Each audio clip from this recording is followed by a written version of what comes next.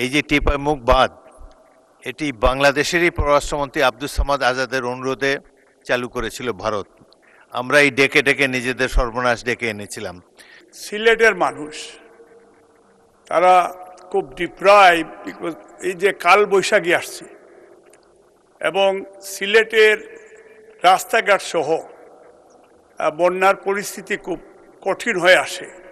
পাহাড়ি পানি এবং বরাক নদীর উজানে টিপাইমুখী বাঁধ, বর্ষা সিজনে বাঁধ কেটে দেয় তারা, মানুষ স্পিকার, এবং আমাদের সিলেট সহ গ্রেটার সিলেট এলাকা পানির নিচে চলে যায়।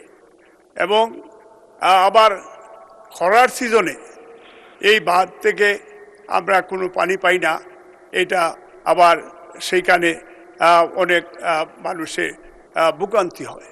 তো এইটার জন্য আমাদের মাননীয় মন্ত্রী বা আমাদের সরকারের টিপাইমুখী এই বাঁধের বিষয়ে এবং কি পরিকল্পনা রয়েছে, এবং যদি আমাদের এবং এই পাহাড়ি পানি এটা স্টপ করার কি বিষয়, এটার জন্য মাননীয় মন্ত্রীর কাছে আমাদের সিলেটবাসীর পক্ষ থেকে আমাদের সেই প্রশ্নটা। এবং আরেকটা প্রশ্ন আমি একটাই থাক মাননীয় মন্ত্রী। থ্যাংক ইউ মাননীয় মন্ত্রী। মাননীয় স্পিকার, আপনাকে ধন্যবাদ।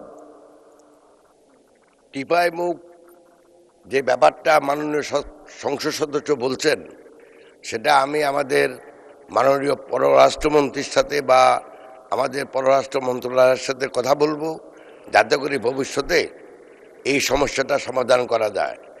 আর ওই বাঁধ ভাঙনের ফলে যেভাবে উনি বলছেন যে একবার পানিতে তলিয়ে যায়, আরেকবার পানি পাওয়া যায় না, যদি বাঁধ থাকে তাহলে যে সমস্যা, বাঁধ না থাকলে সে সমস্যার সমাধান করবে আমাদের প্রচেষ্টা আমরা নেব, যাতে করে ভবিষ্যতে এই সমস্যাটা কমে যায়।